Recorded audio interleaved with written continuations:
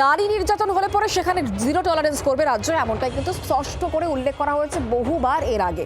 অভিযোগ নিতে যদি টালবাহানা হয় তাহলে ব্যবস্থা নেওয়া হবে, টালবাহানা বা দেরি একেবারেই করা যাবে না। পুলিশের কাছে অভিযোগ এলেই দ্রুত নিতে হবে অ্যাকশন। এফআইআর করতে অযথা দেরি করা যাবে না। জেলায় জেলায় পুলিশকে গাইডলাইন পাঠাচ্ছে এবার নবান্ন এই মর্মে। জিরো টলারেন্স নীতি এই ক্ষেত্রে নারী নির্যাতনে জিরো টলারেন্স রাজ্যের।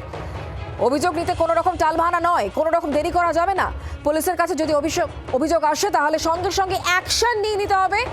এফআইআর করতে অযথা দেরি করা যাবে না এবং সেই মর্মেই জেলায় জেলায় পুলিশকে গাইডলাইন পাঠাচ্ছে নবান্ন। এ বিষয়ে আমাদেরকে আরো জানাবেন কমলাক্ষ, আমাদের সঙ্গে রয়েছেন টেলিফোন লাইনে আমাদের প্রতিনিধি। কমলাক্ষ, কি গাইডলাইন?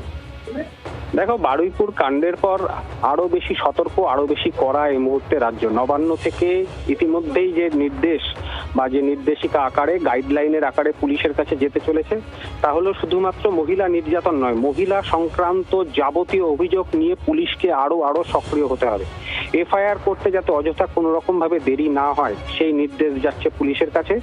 জেলায় জেলায় পুলিশের কাছে, পুলিশের শীর্ষ কর্তাদের কাছে এই গাইডলাইন পাঠানো হচ্ছে বলে নবান্ন সূত্রে ইতিমধ্যেই খবর।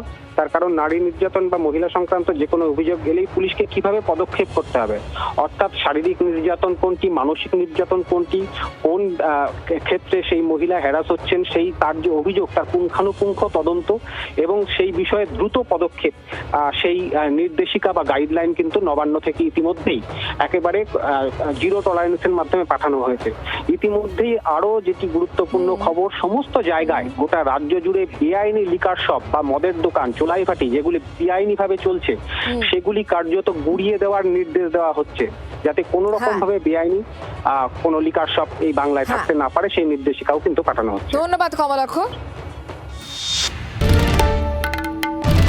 বাংলার আওয়াজ, বাঙালির আবেগ, জি 24 ঘন্টা।